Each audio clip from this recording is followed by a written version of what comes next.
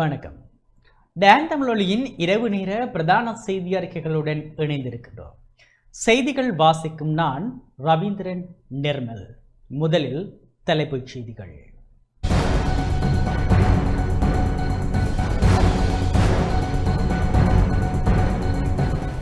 வைத்தியர்களின் பணிப்புறக்கணிப்பை முடிவிற்கு கொண்டு வருவதற்கான பேச்சுவார்த்தைகளை முன்னெடுப்பதற்கு சுகாதார அமைச்சருக்கு நாளை காலை 8 மணி வரை அரசு வைத்திய அதிகாரிகள் சங்கம் அவகாசம். உயிர்த்த ஞாயிறு தாக்குதலில் பாதிக்கப்பட்டவர்களுக்கு இன்னும் நீதி வழங்கப்படவில்லை என எதிர்க்கட்சித் தலைவர் சாடல். இலங்கைக்கு தேவையான சுத்திகரிக்கப்பட்ட எரிபொருளை வழங்குவதற்கு சீனா இணக்கம். வங்கதேசத்தில் சுமார் 9 மாதங்களாக தடுப்பு காவலில் வைக்கப்பட்டிருந்த 6 இலங்கை மீனவர்கள் விடுவிக்கப்பட்டு தாயகம் திரும்பினர். அதிகார போட்டி போக்கினால் உலகம் சொல்லனா துயரங்களை சந்தித்து வருவதாக கொழும்பு பேராயர் கவலை. தொடர்வது முதன்மை செய்திகள்.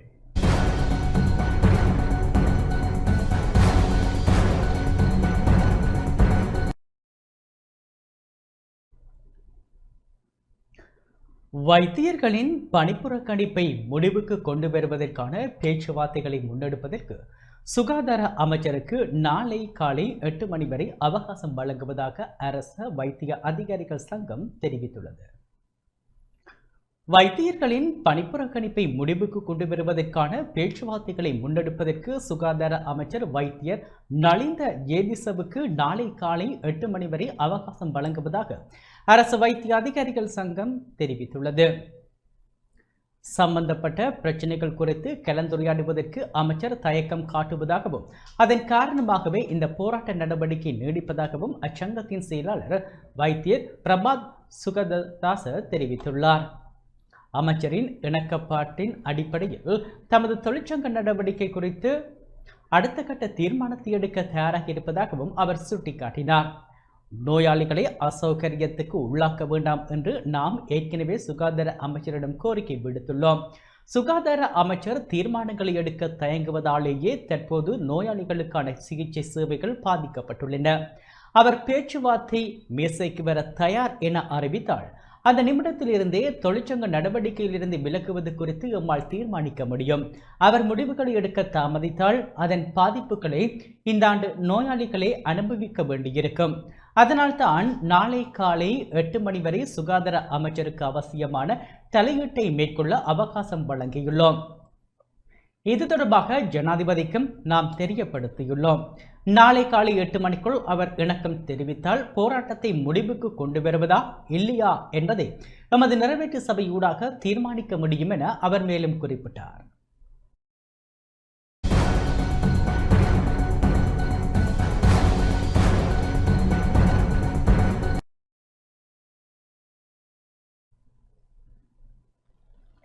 உயிர்த்த ஞாயிறு தாக்குதல் இடம்பெற்று 7 ஆண்டுகள் நிறைவடைந்துள்ள போதிலும் பாதிக்கப்பட்டவர்களுக்கு இன்னும் நீதி வழங்கப்படவில்லை என எதிர்க்கட்சித் தலைவர் தெரிவித்துள்ளார்.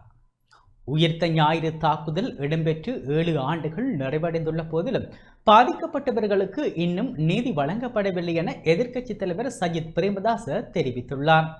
இன்று விடுத்துள்ள ஈஸ்டர் தின செய்தியில் அவர் இதனை சுட்டிக்காட்டியுள்ளார். உயிர்த்த ஞாயிறு என்பது நம்பிக்கை மற்றும் புதிய ஆரம்பங்களை குறிக்கும் ஒரு புனித நாள் என்ற போதிலும் 2019ஆம் ஆண்டு தேவாலயங்கள் மற்றும் ஹோட்டல்களை இலக்கு வைத்து நடத்தப்பட்ட தற்கொலை குண்டு தாக்குதல்களின் வடுக்கள் இன்னும் மாறவில்லை என அவர் குறிப்பிட்டுள்ளார். இந்த கொடூர தாக்குதலில் உயிரிழந்தோர், காயமடைந்தோர் மற்றும் பாதிக்கப்பட்டவர்களுக்கு நீதி வழங்க வேண்டியது ஒரு நாட்டின் அடிப்படை பொறுப்பாகும். எனினும் கடந்த கால மற்றும் தற்போதைய அரசாங்கங்கள் இந்த விவகாரத்தில் பொறுப்பு கூற தவறிவிட்டன என்பது ஒரு தேசிய தோல்வி என அவர் விமர்சித்துள்ளார். உண்மையை கண்டறிவதும் நீதியை நிலைநாட்டுவதும் தவிர்க்க முடியாத ஒன்று என குறிப்பிட்டுள்ள எதிர்க்கட்சித் தலைவர் சட்டத்தின் ஆட்சி மற்றும் வெளிப்படைத்தன்மையை உறுதிப்படுத்துவதன் மூலமே இதனை அடைய முடியும் என வலியுறுத்தியுள்ளார். இவ்வாறானது ஒரு துயரம் மீண்டும் நிகழாதிருப்பதை உறுதி செய்ய அனைத்து இன மற்றும் மதங்களுக்கிடையில் நம்பிக்கையையும் சமாதானத்தையும் கட்டியெழுப்புவது அவசியம் எனவும் அவர் தனது செய்தியில் மேலும் தெரிவித்துள்ளார்.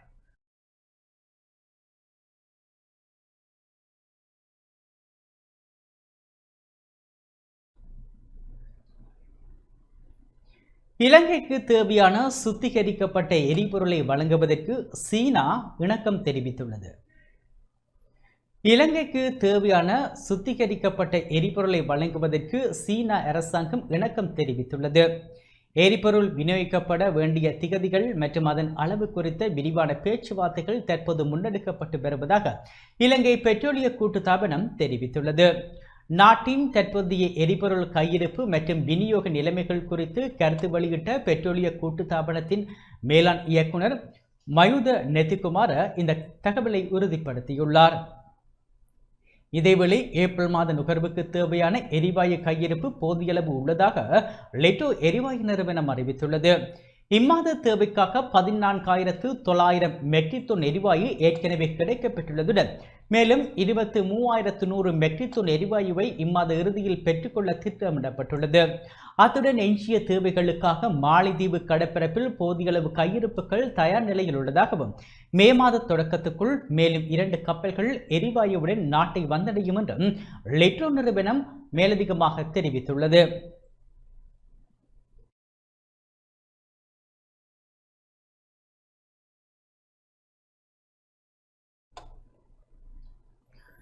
வங்கதேசத்தில் சுமார் 9 மாதங்களாக தடுப்பு காவலில் வைக்கப்பட்டிருந்த 6 இலங்கை மீனவர்கள் விடுவிக்கப்பட்டு தாயகம் திரும்பியுள்ளனர். வங்கதேசத்தில் சுமார் 9 மாதங்களாக தடுப்பு காவலில் வைக்கப்பட்டிருந்த 6 இலங்கை மீனவர்கள் இரு நாடுகளுக்கும் இடையிலான ராஜதந்திர முயற்சிகளின் பலனாக விடுவிக்கப்பட்டு தாயகம் திரும்பியுள்ளனர்.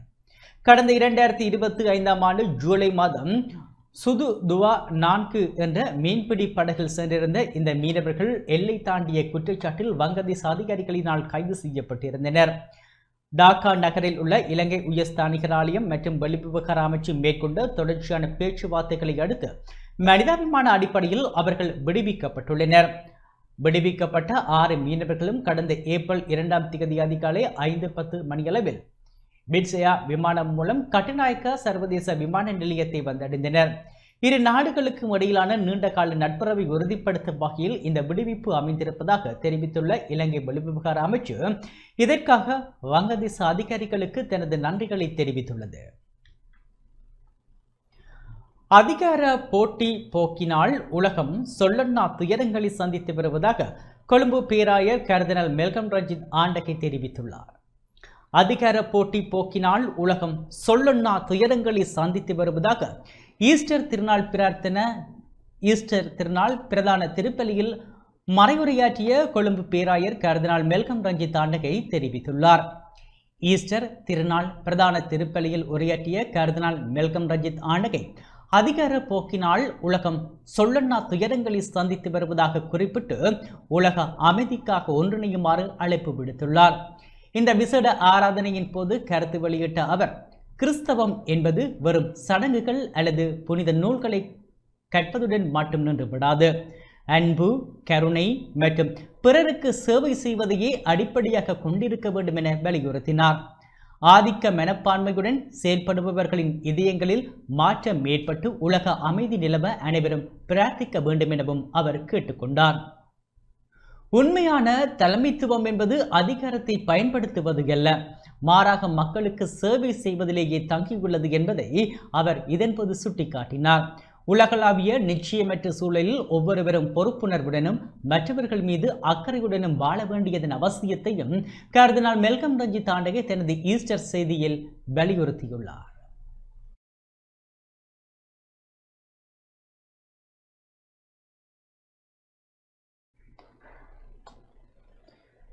கிழக்கு மாகாணத்தில் உள்ள கத்தோலிக்க தேவாலயங்களில் உயிர்த்த ஞாயிறு ஆராதனைகள் சிறப்பாக நடைபெற்றன. இயேசு கிறிஸ்துவின் உயிர்ப்பை நினைவுகூரும் ஈஸ்டர் பண்டிகையினை உலகவாழ் கத்தோலிக்க மக்கள் நேற்றிரவு நடைபெற்ற ஈஸ்டர் ஆராதனை வழிபாட்டு திருப்பலியினை தொடர்ந்து நினைவு கூர்ந்தனர். மட்டக்களப்பு மறை மாவட்டத்தின் பிரதான ஈஸ்டர் ஆராதனை வழிபாட்டு திருப்பலி புனித மரியாள் பேராலயத்தில் மறைமாவட்ட அப்போஸ்தலிக்க பரிபாலகர் பேரருத்தந்தை ஆண்டன் ரஞ்சித் ஆண்டகை அவர்கள் தலைமையில் நடைபெற்றது. விசேட ஆராதனைகள் நடைபெற்று பஸ்காத்ரி நீரில் நினைக்கப்பட்டு நீர் ஜபிக்கப்பட்டு மக்களுக்கு ஆசீர்வதிக்கப்பட்டது. இதன்போது உயிர்த்த ஞாயிறு விசேட கூட்டு திருப்பலி ஒப்புக் கொடுக்கப்பட்டதுடன் பக்தர்களுக்கு ஆசீர்வாதமும் வழங்கப்பட்டது. 2019 ஆண்டு நடைபெற்ற உயிர்த்த ஞாயிறு வழிபாடுகளின் போது உயிர் நீத்தவர்களுக்கு அஞ்சலியும் செலுத்தப்பட்டதுடன் அவர்களது ஆத்ம சாந்திக்கான பிரார்த்தனைகளும் முன்னெடுக்கப்பட்டன. விசேட திருப்பலியில் பங்கு மக்கள் கலந்து சிறப்பித்ததுடன் நண்பர்கள் குடும்ப உறவுகளுக்கு வாழ்த்துக்களையும் பகிர்ந்து கொண்டனர்.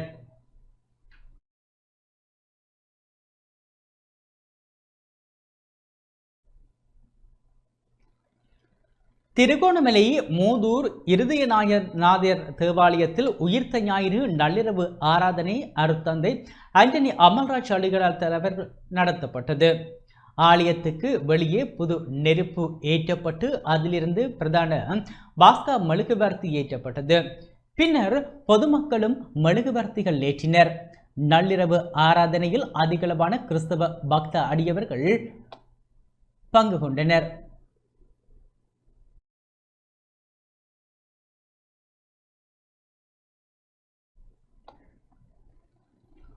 நுவரெலியா மாவட்டம் நுவரெலியா புனித பிரான்சிஸ் சவேரிய தேவாலயத்தின் உயிர்த்த ஞாயிறு விசேட ஆராதனை நிகழ்வுகள் பெரும் திரளான இறை மக்களின் பங்கேற்புடன் இடம்பெற்றது. இன்று காலை 10 மணிக்கு ஆலயத்தின் உதவி பங்குத்தந்தை அருத்தந்தை ஜோகதாஸ் ஸ்டீபன் அவர்களால் திருப்பலி ஒப்புக் கொடுக்கப்பட்டது. உயிர்த்த ஞாயிறு தாக்குதலில் உயிரிழந்த ஆத்மாக்களுக்கான பிரார்த்தனையும் இதன்போது இடம்பெற்றது. தேவாலய வளாகத்தில் போலீசார் பாதுகாப்பு கடமைகளில் ஈடுபட்டிருந்தமையும் குறிப்பிடத்தக்கது.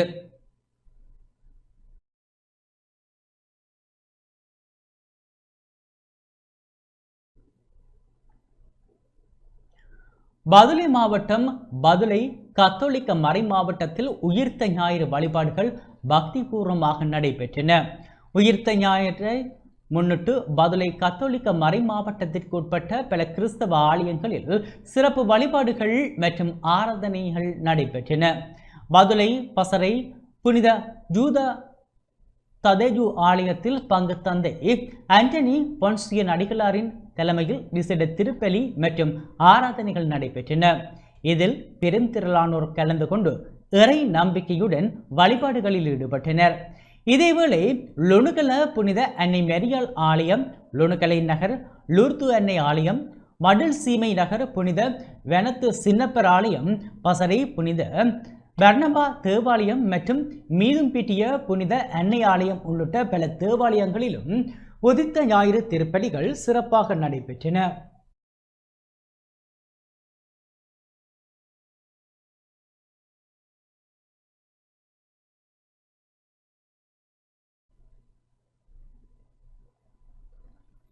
இயேசு கிறிஸ்து சிலுவையில் அறையப்பட்டு மறுதினம் உயிர்த்தெழுந்ததை நினைவு கூறும் வகையில் கொண்டாடப்படும் உயிர்த்த ஞாயிறு தினம் இன்றாகும். இதனை முன்னிட்டு நேற்றைய தினம் நள்ளிரவு நாடளாவிய ரீதியில் திருப்பலிகள் இடம்பெற்றன. மன்னார் மாவட்டத்தில் உள்ள பல்வேறு ஆலயங்களிலும் நள்ளிரவு திருப்பலி இடம்பெற்றதுடன் தேவாலயங்களுக்கு பாதுகாப்பும் பலப்படுத்தப்பட்டிருந்தது. இயேசுவின் உயிர்ப்பு பெருவிழா நள்ளிரவு திருப்பலி மன்னார் தூய செபஸ்தியார் பேராலயத்தில் நேற்றிரவு 11:15 மணிக்கு இடம்பெற்றது. மன்னார் மறைமாவட்டாயர் அந்தோணி பிள்ளை ஞானப்பிரகாச மாண்டகை தலைமையில் திருப்பலி கூட்டு திருப்பலியாக ஒப்புக் கொடுக்கப்பட்டது. திருப்பலி இடம்பெற்ற போது ஆலயத்தை சூழ பாதுகாப்புகள் பலப்படுத்தப்பட்டிருந்தது. இதன்போது ஆயிரக்கணக்கான மக்கள் நள்ளிரவு திருப்பலியில் கலந்து கொண்டிருந்தனர்.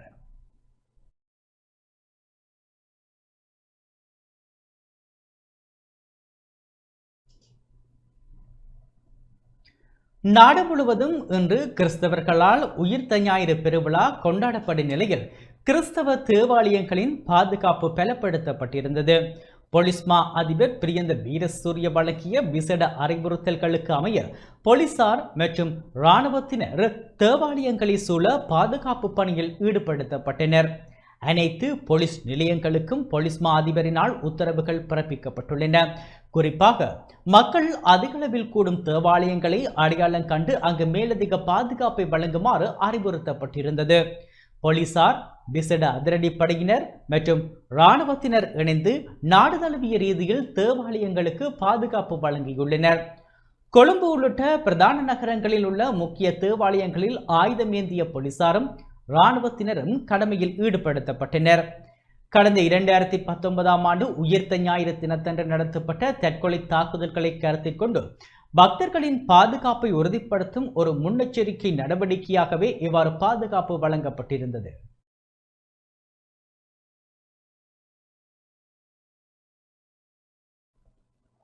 சிறு இடைவெளியை தொடர்ந்து செய்திகளுடன் இணைந்திருக்கின்றோம். யாழ்ப்பாண மண்ணில் சைவ சித்தாந்த பட்டப்படிப்புகள் ஆரம்பித்து வைக்கப்பட உள்ளன. யாழ்ப்பாணத்தில் சைவ சித்தாந்த கலாநிதி, சைவ சித்தாந்த புலவர் ஆகிய பட்டப்படிப்புகளுக்கான தொடக்க விழா இடம்பெறவுள்ளது. அந்த வகையில் பட்டப்படிப்புகளை ஆரம்பித்து வைப்பதற்காக இந்தியாவின் திருக்கைலாய பரம்பரை தருமை ஆதீனம் 27வது நட்சத்திர குருமணிகள் ஸ்ரீலஸ்ரீ மாசிலாமணி தேசிக ஞானசம்பந்த பரமாசாரிய சுவாமிகள் இன்று பெலாலி விமான நிலையம் ஊடாக யாழ்ப்பாணத்தை வந்தடைந்தார். தொடர்ந்து சைவ பரிபாலன் சபையை மையமாக கொண்டு தர்மபுர ஆதீன அனைத்துலக சைவ சித்தாந்த ஆராய்ச்சி நிறுவனத்தின் பட்டப்படிப்புகளை ஆரம்பித்து வைத்தல் தொடர்பில் விளக்கமளிக்கும் ஊடக சந்திப்பு மாவட்டபுரம் சிவபூமி திருக்குறள் வளாக அரண்மனையில் இடம்பெற்றது. இதன்போது கலாநிதி ஆர் திருமுருகன், இலங்கை இந்து மத குருப்பீடத்தின் தலைவர் சிவஸ்ரீ வைத்தீஸ்வர குருக்கள் மற்றும் நெல்லை ஆதீனத்தினர் உள்ளிட்ட சுவாமிகள் பொதுமக்கள் கலந்து கொண்டனர். இதன்போது திருமுறைகள் உள்ளடங்கிய நூல்கள் சிங்களம், தமிழ் ஆகிய மொழிகளில் மொழிபெயர்க்கப்பட்டு பக்தர்களுக்கு வழங்கி வைக்கப்பட்டன. சிவபூமி என்று போற்றப்பெறுகின்ற இலங்கை யாழ்ப்பாணம் பகுதி இன்றைய நாள் நம்முடைய தர்மயாதீன சைவ சித்தாந்த வகுப்பினை தொடங்குவதற்காக வருகை தந்திருக்கின்றோம். வள்ளுவன் தன்னை உலகினுக்கே தந்து வான்புகழ் கொண்ட தமிழ்நாடு என்று பாரதி பெருமையோடு பேசியதை அவன் வள்ளுவன் கொடுத்த குறளை 2 இடங்களில்தான் கல்வெட்டுகளிலே பதிவு செய்யப்பட்டிருக்கிறது. அதிலே ஒன்று மதுரை ஒற்றாமரை குளத்தில் நம்முடைய அருணந்தி தம்பிரான் அவர்கள் பதிவு செய்தார்கள். அதற்கு அடுத்து மொழிபெயர்ப்போடு கூடிய வகையில் நம்முடைய செய்நாடாக விளங்குகின்ற இந்த யாழ்ப்பாணத்தில் மாவட்டபுரத்தில் இது திறந்து வைக்கப்பட்டிருக்கிறது. இது மிகப்பெரிய சிறப்புக்குரியது. இங்கே எங்களுடைய மகா சன்னிதானத்தினுடைய 100ஆண்டு விழா காரணமாக திருமுறை வகுப்புகளை 100 ஆண்டு என்பதனால் 100 மையங்களை தொடங்க வேண்டும் என்று நினைத்தோம். ஆனால் தமிழகத்தில் 190 இடங்களிலேயும் இலங்கை நாட்டில் 201 இடங்களிலேயும் இங்கே பதிவு செய்யப்பட்டு மாணாக்கர்கள் செய்கின்றார்கள். இவர்கள் கலை, கலாச்சாரம், பண்பாடு இவைகளை உலகளாவிய வகையில் கொண்டு போய் செலுத்தி யார் யாரெல்லாம் நம்மை ஆண்டார்களோ ஆண்டவர்களுடைய நாட்டிலே போய் நம்முடைய ஆண்டவனை பிரதிஷ்டை செய்தது உலக சாதனையாக யாழ்ப்பாணத்து மக்களினுடைய தன்மையாகத்தான் அது அமர்ந்திருக்கிறது.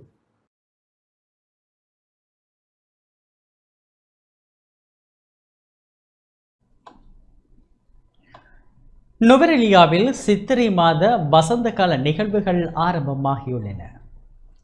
இலங்கையின் குட்டி இங்கிலாந்து என அழைக்கப்படும் நுவரெலியா நகர சித்திரை மாத வசந்த கால கொண்டாட்ட நிகழ்வுகள் சீரான காலநிலை நிலவுகின்ற நிலையில் தற்போது ஆரம்பமாகியுள்ளது. நாட்டில் நிலவும் எரிபொருள் நெருக்கடிக்கு மத்தியிலும் பெரும் எண்ணிக்கையிலான சுற்றுலா பயணிகள் நகருக்கு வருகை தருகின்றனர். நுவரெலியாவில் உள்ள பிரபல பூங்காவான விக்டோரியா, பிரபல வாவியான கிரகிரி ஆகிய பகுதிகளில் பல்வேறு வண்ணமயமான பூக்கள் பூத்து அழகாக காட்சியளிக்கும் அதேவேளை சுற்றுலா பயணிகளையும் ஈர்க்க செய்வதாக அமைந்துள்ளது. குதிரை பந்தய நிகழ்வுகள், மலர் கண்காட்சிகள், மோட்டார் வாகன போட்டிகள் அரசாங்கத்தின் வழிகாட்டுதல்களுக்கு நடைபெறவுள்ளதாகவும் அறிவிக்கப்பட்டுள்ளது. நுவரெலியா மாநகர சபையின் முழுமையான ஒத்துழைப்புடன் நிகழ்வுகள் அனைத்தும் ஆரம்பமாகியுள்ளதாக தெரிய வருகிறது. இசை நிகழ்ச்சிகள், இரவு நேர களியாட்ட நிகழ்வுகள் மின்சார பயன்பாட்டு கட்டுப்பாடுகளுக்கு ஏற்ப ஒழுங்கு செய்யப்படும் எனவும் நாட்டின் நிலைமை சீராகி மக்கள் அனைவரும் மகிழ்ச்சியாக புத்தாண்டை கொண்டாடுவார்கள் என எதிர்பார்ப்பதாகவும் நுவரெலியா மாநகர சபை பிரிவு சார்பில் தெரிவிக்கப்பட்டுள்ளது.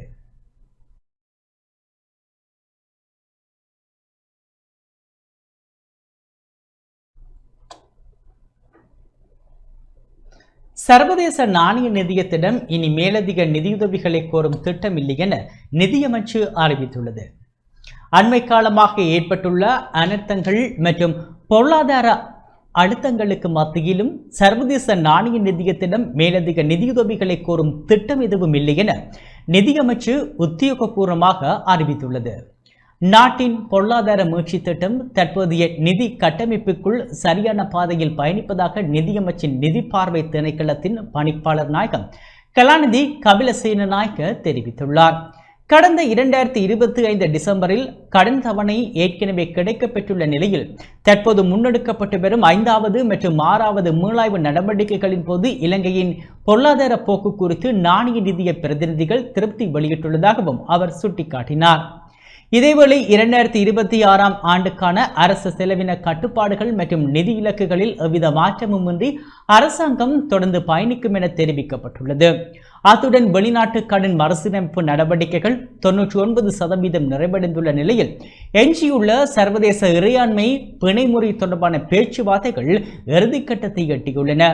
மேலும் இந்த ஆண்டின் தொடக்கத்தில் நாட்டின் உத்தியோகபூர்வ வெளிநாட்டு கையிருப்பு சுமார் 6.8 பில்லியன் அமெரிக்க டாலர்களாக காணப்படுவதாகவும் நிதித்துறையை வலுப்படுத்துவதற்கான கட்டமைப்பு சீர்திருத்தங்கள் தொடர்ந்தும் முன்னெடுக்கப்படும் எனவும் நிதியமைச்சு மேலும் தெரிவித்துள்ளது.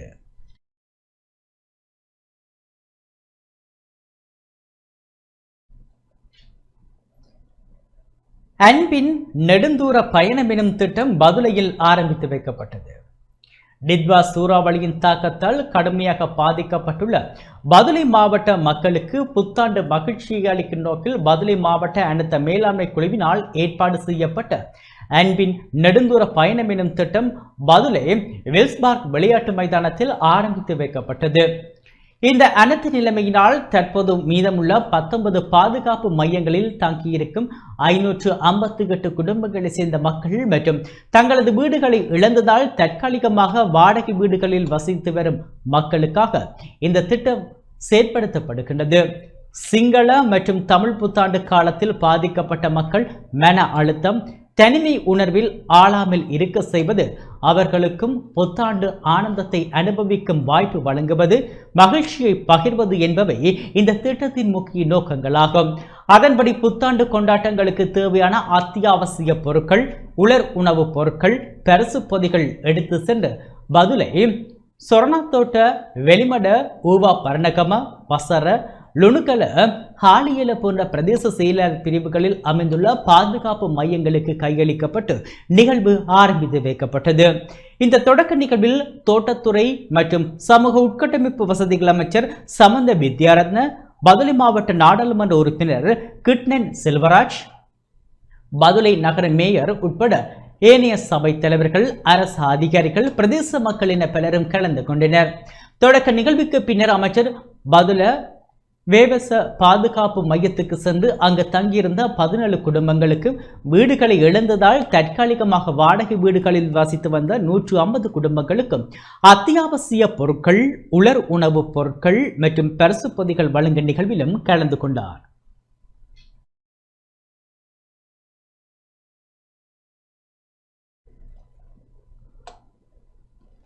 இலங்கையில் டிஜிட்டல் பணப்பரிமாற்றங்களை ஊக்குவிக்கும் நோக்கில் நாளை முதல் ஏடிஆர் கட்டணத்தை மன்னிக்கவும் எம்டிஆர் கட்டணத்தை முற்றாக நீக்குவதற்கு அரசாங்கம் தீர்மானித்துள்ளது.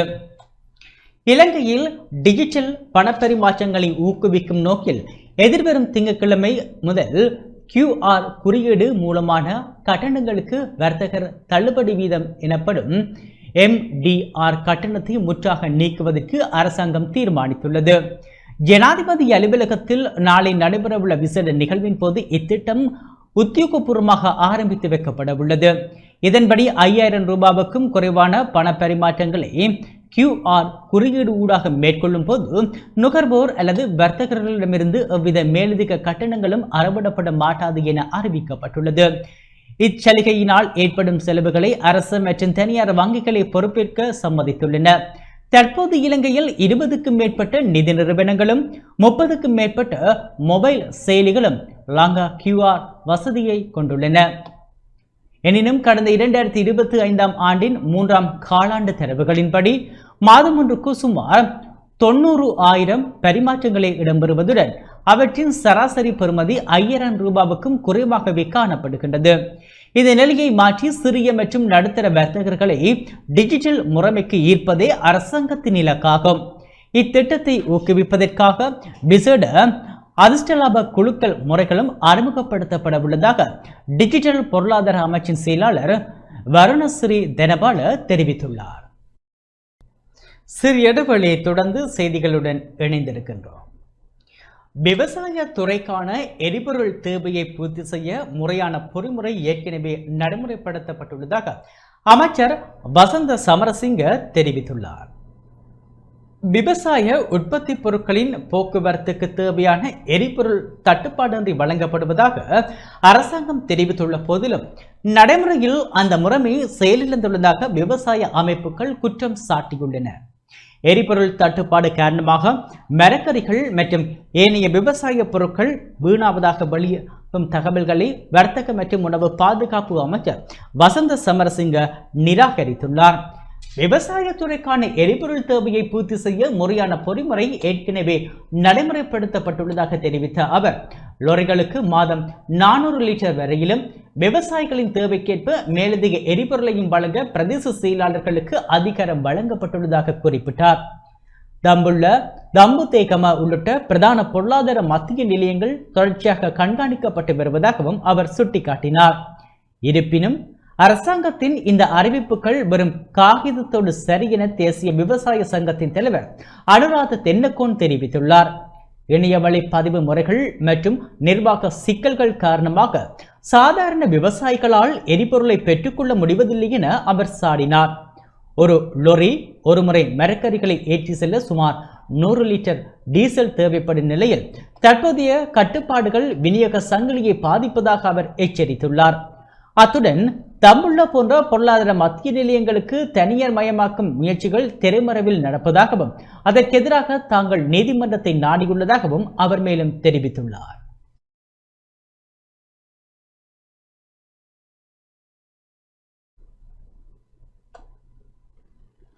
மட்டக்களப்பு காத்தான்குடி மத்திய கல்லூரி அதிபருக்கும் பழைய மாணவர்களுக்கும் இடையே சந்திப்பு இடம்பெற்றது. மட்டக்களப்பு காத்தான்குடி மத்திய கல்லூரிக்கு புதிதாக நியமிக்கப்பட்டுள்ள அதிபர் சப்ரி மற்றும் உப அதிபர் பவுசான் ஆகியோரை காத்தான்குடி மத்திய கல்லூரி 1986 கல்வி பொதுத்தராதர சாதாரண வகுப்பு பழைய மாணவர் குழுமத்தினர் இன்று சந்தித்தனர். கடந்த காலங்களில் இக்குழுமத்தினால் உயர்தர பிரிவு மாணவர்களின் பரீட்சை பெறுபவர்களை மேம்படுத்துவதற்காக முன்னெடுக்கப்பட்ட காத்திரமான நடவடிக்கைகள் இதன்போது நினைவு கூறப்பட்டன. பாடசாலை நிர்வாகத்தினால் இவ்வேலை திட்டங்கள் பாராட்டப்பட்டன. இவ்வேலை திட்டங்களை தொடர முடியாமல் போனதற்கான காரணங்கள் குழுமத்தினால் தெளிவுபடுத்தப்பட்டன. மாணவர்களின் பெறுபவர்களை அதிகரிக்க அதிபர் மற்றும் ஆசிரியர்களினால் பரிந்துரைக்கப்படும் ஆலோசனைகளை உள்வாங்கி சிறந்த வேலை திட்டங்களை முன்னெடுப்பது எனவும் தீர்மானிக்கப்பட்டது.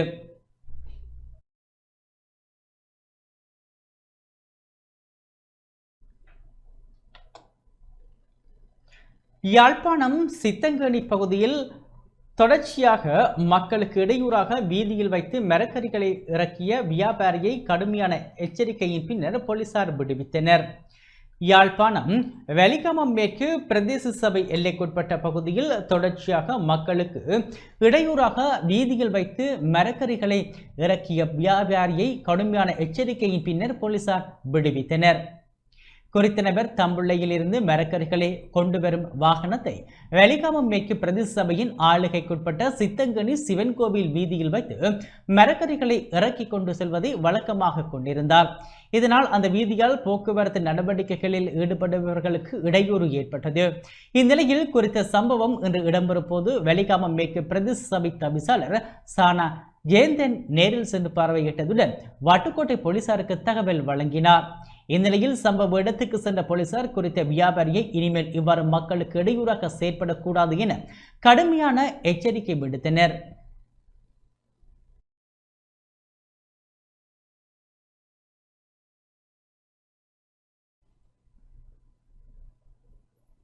நார்வுட் கெசல்கமுவ ஓயாவுக்கு நீராட சென்ற 16 வயது மாணவன் சடலமாக மீட்கப்பட்டுள்ளார்.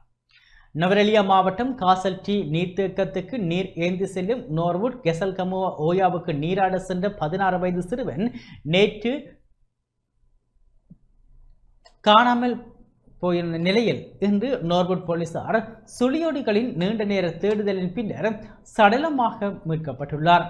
நேற்று சனிக்கிழமை மாலை வேளை இடம்பெற்ற சம்பவம் தொடர்பில் மேலும் தெரிய வருவதாவது 5 பேர் கொண்ட நண்பர்களுடன் கெசல்கமுவ ஓயாவுக்கு சென்று நீராடி கொண்டிருந்த வேளை சிறுவனை நீர் இழுத்து சென்றுள்ளதாகவும் இவ்வாறு காணாமல் போன சிறுவன் நார்வுட் அயராபி தோட்டத்தை சேர்ந்த 16 வயதுடையவர் எனவும் ஆரம்ப கட்ட விசாரணைகளில் இருந்து தெரிய வருகின்றது. காணாமல் போன சிறுவனை தேடும் நடவடிக்கையில் பல மணி நேரம் போலீசாரும் பிரதேச மக்களும் இணைந்து தேடுதலை மேற்கொண்ட போதும் பயனளிக்காத நிலையில் பின்னர் சுழியோடிகளின் நீண்ட நேர தேடுதலின் பின்னர் சடலமாக மீட்கப்பட்டுள்ளார். மேலதிக விசாரணைகளை நார்வுட் போலீசார் மேற்கொண்டு வருகின்றனர்.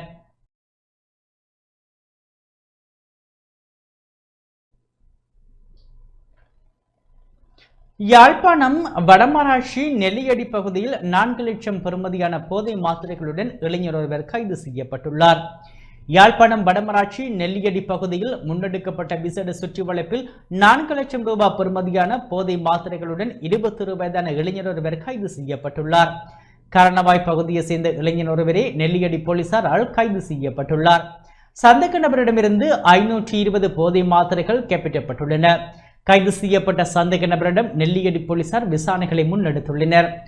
வடமராட்சி பகுதியில் அண்மை காலமாக போதைப்பொருள் பாவனை மற்றும் வியாபாரம் அதிகரித்து வரும் நிலையில் போலீசார் மற்றும் புலனாய்வுத் துறையினர் கண்காணிப்பு நடவடிக்கைகளை தீவிரப்படுத்தியுள்ளமை குறிப்பிடத்தக்கது.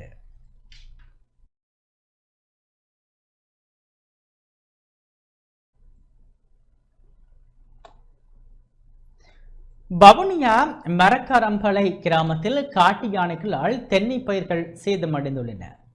வவுனியா மரக்காரம்பளை கிராமத்தில் நேற்றைய தினம் இரவு தோட்ட நிலத்துக்குள் உட்புகுந்த காட்டு யானைகள் காய்க்கும் நிலையில் இருந்த பெருமளவு தென்னை மரங்களையும் வாழை மரங்களையும் சேதமாக்கி சென்றுள்ளன. 18க்கும் மேற்பட்ட தென்னை பயிர்களையும் 50க்கும் மேற்பட்ட வாழை மரங்களையும் நாசமாக்கியுள்ளதாக விவசாயிகள் கவலை வெளியிட்டுள்ளனர். நகரின் எல்லை பகுதியான குறித்த கிராமத்தில் யானைகளின் தொல்லை காணப்படாத நிலையில் குறித்த சம்பவம் இடம்பெற்றுள்ளமை கிராம மக்கள் மத்தியில் அச்சத்தை ஏற்படுத்தியுள்ளது. இந்நிலையில் தமது கிராமத்தினை சூழ யானை வேலி அமைத்து தருமாறு கிராம மக்கள் சம்பந்தப்பட்ட அதிகாரிகளிடம் கோரிக்கை விடுத்துள்ளனர்.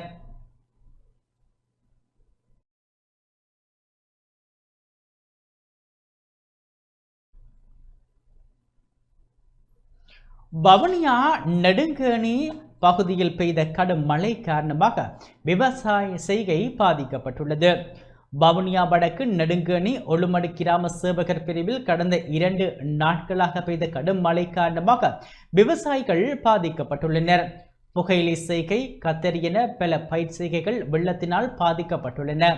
திடீர் மழையினால் ஏற்பட்ட பாதிப்பால் தாம் பாதிக்கப்பட்டுள்ளதாக விவசாயிகள் கவலை வெளியிட்டுள்ளனர்.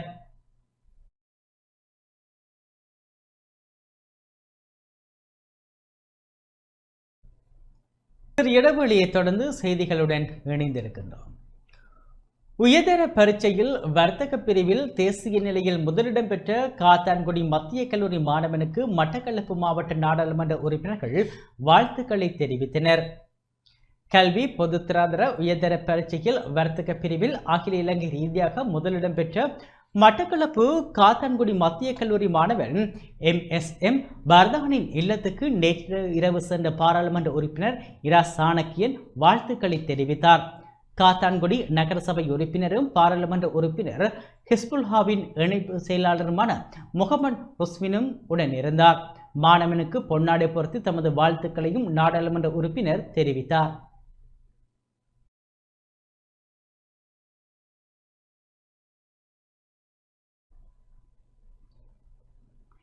காத்தான்குடி மத்திய கல்லூரி மாணவன் வர்தானை அவரின் இல்லம் தேடி சென்று மட்டக்களப்பு மாவட்ட தேசிய மக்கள் சக்தியின் பாராளுமன்ற உறுப்பினர் கந்தசாமி பிரபு வாழ்த்து தெரிவித்தார்.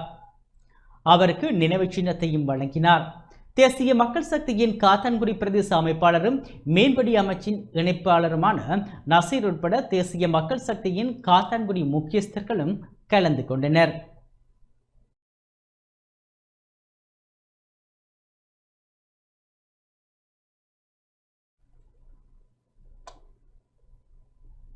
கண்டி மடுல்கலை அருள்மிகு ஸ்ரீ முத்துமாரியம்மன் ஆலயத்தின் மகா கும்பாபிஷேக பெருவிழா இன்று இடம்பெற்றது.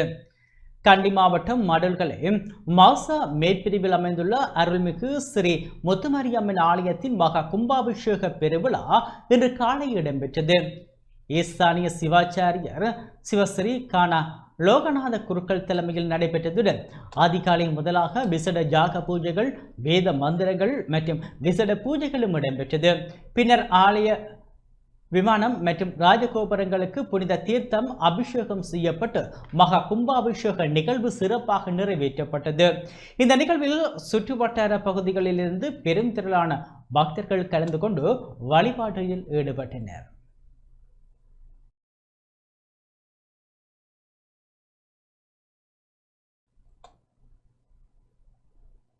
நாட்டின் பல பகுதிகளில் இடம்பெற்ற காட்டு யானை தாக்குதல்களில் 4 உயிரிழந்துள்ளனர். நாட்டின் பல பகுதிகளில் இடம்பெற்ற காட்டு யானை தாக்குதல்களில் 4 பேர் உயிரிழந்துள்ளனர். எப்பாவல ஜெல அமுனு கொலாய பகுதியில் இடம்பெற்ற காட்டு யானை தாக்குதலில் 2 உயிரிழந்துள்ளனர். அத்துடன் கரிகஸ்வெல பகுதியிலும் யானை தாக்குதலுக்கு உள்ளாகி ஒருவர் உயிரிழந்துள்ளதாக தெரிவிக்கப்படுகின்றது. இதேவேளை தனமெல்வில கம்பகேமுவ பகுதியில் இடம்பெற்ற மற்றொரு காட்டு யானை தாக்குதலில் ஒருவர் உயிரிழந்துள்ளார்.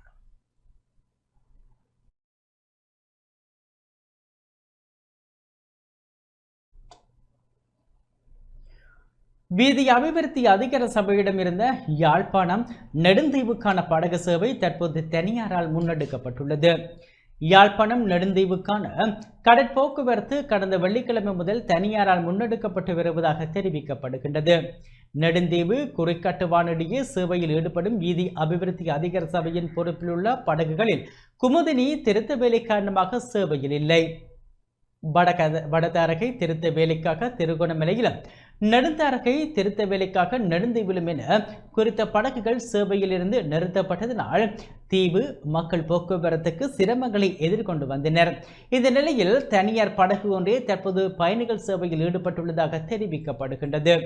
குறித்த படகு வளமையான அதன் முற்பகல் 11:30க்கான சேவையினை செய்ய முடியாத நிலை ஏற்பட்டுள்ளதாக உரிமையாளர் தெரிவித்துள்ளார். பண்டிகை காலம் நெருங்கி வரும் நிலையில் முற்பகல் சேவை நிறுத்தப்பட்டதால் உள்ளூர் வியாபாரிகள் மற்றும் பொதுமக்கள் பெரிதும் பாதிக்கப்பட்டுள்ளனர். இதேவேளை படகு சேவைகள் தொடர்பாக உரிய திட்டமிடலின்றி வீதி அபிவிருத்தி அதிகார சபையின் அதிகாரிகள் செயற்பட்டு வருவதாக பயணிகள் விசனம் தெரிவிக்கின்றனர்.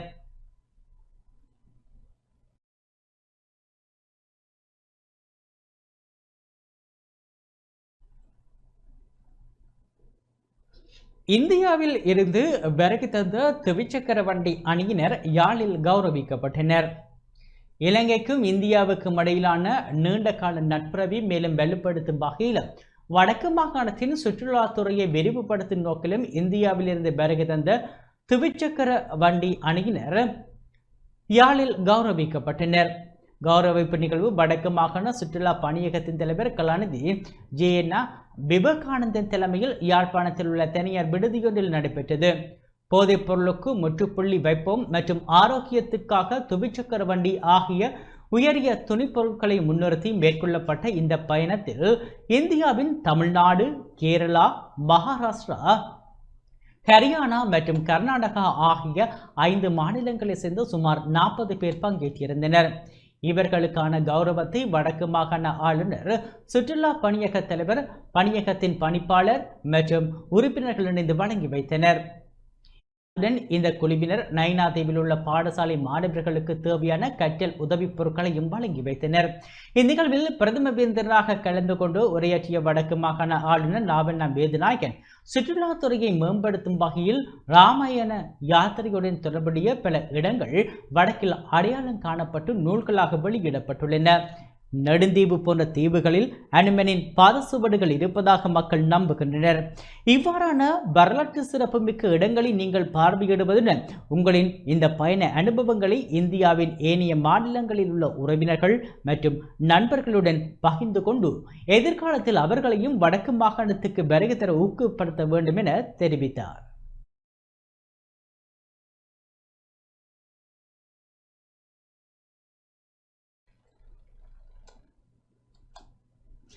இலங்கைக்கு மின்கலவை மற்றும் எரிபொருளை விரைவாக வழங்குவதற்கு ரஷ்ய அரசாங்கம் இணக்கம் தெரிவித்துள்ளது. இலங்கையில் தற்போது நிலவும் எரிசக்தி நெருக்கடிக்கு தீர்வாக ரஷ்யாவிடமிருந்து மின்கலவை மற்றும் எரிபொருளை விரைவாக வழங்குவதற்கு ரஷ்ய அரசாங்கம் இணக்கம் தெரிவித்துள்ளது. இலங்கைக்கு உத்தியோகபூர்வ விஜயம் மேற்கொண்டுள்ள ரஷ்ய பிரதி வெளிவிவகார அமைச்சர் ஆண்ட்ரோ ருடென்கோ மற்றும் இலங்கை வெளிவிவகார அமைச்சர் விஜித கேரத் ஆகியோருக்கு இடையிலான சந்திப்பு கொழும்பில் நடைபெற்றது. இதன்போது இலங்கையின் தற்போதைய சவாலான சூழலில் எரிபொருள் விநியோகத்தை உறுதிப்படுத்துவதுடன் ரஷ்ய முதலீட்டாளர்களை இலங்கையில் முதலீடு செய்ய ஊக்குவிக்கவும் சுற்றுலா பயணிகளின் வருகையை அதிகரிக்கவும் ரஷ்யா உறுதியளித்துள்ளது.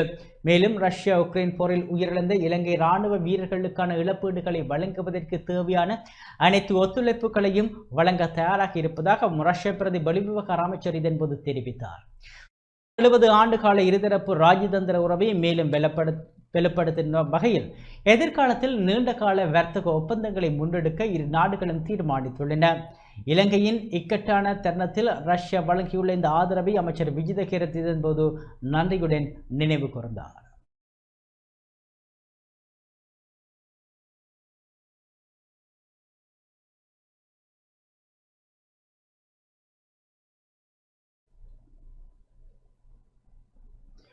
ஈஸ்டர் திருநாளை முன்னிட்டு ஜனாதிபதி மற்றும் பிரதமர் வாழ்த்து தெரிவித்துள்ளனர்.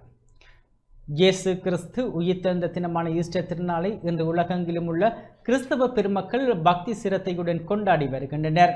மனித குலத்தை பாவங்களில் இருந்து விடுவிக்கும் உன்னத நோக்கில் இந்த மண்ணில் உதித்த இயேசு பிரான் சிலுவையில் அறையப்பட்டு 3ஆம் நாள் உயிர்த்தெழுந்த நிகழ்வை ஈஸ்டர் பெருவிழாவாக கிறிஸ்தவர்கள் போற்றுகின்றனர். இதனை முன்னிட்டு நேற்றிரவு நாட்டின் பல பாகங்களிலும் உள்ள தேவாலயங்களில் நள்ளிரவு விசேட ஆராதனைகள் மற்றும் திருப்பலிகள் ஒப்புக் கொடுக்கப்பட்டன. இதேவேளை ஈஸ்டர் தின வாழ்த்து செய்தியை வெளியிட்டுள்ள ஜனாதிபதி அனுரகுமார திசாநாயக்க பகைமையால் தூண்டப்படும் போர்களுக்கு பதிலாக உலக மக்கள் அனைவருக்கும் அமைதியும் சகவாழ்வும் கிடைக்க பிரார்த்திப்பதாக தெரிவித்துள்ளார். இயேசு கிறிஸ்துவின் போதனைகளின்படி இதயங்கள் அன்பு, பொறுமை மற்றும் மன்னிப்பால் நிரப்பப்பட வேண்டும் என்றும் அனைவரும் ஒரே தாயின் பிள்ளைகளாக வேறுபாடுகளை களைந்து முன்னோக்கி செல்ல வேண்டும் என்றும் அவர் வலியுறுத்தியுள்ளார்.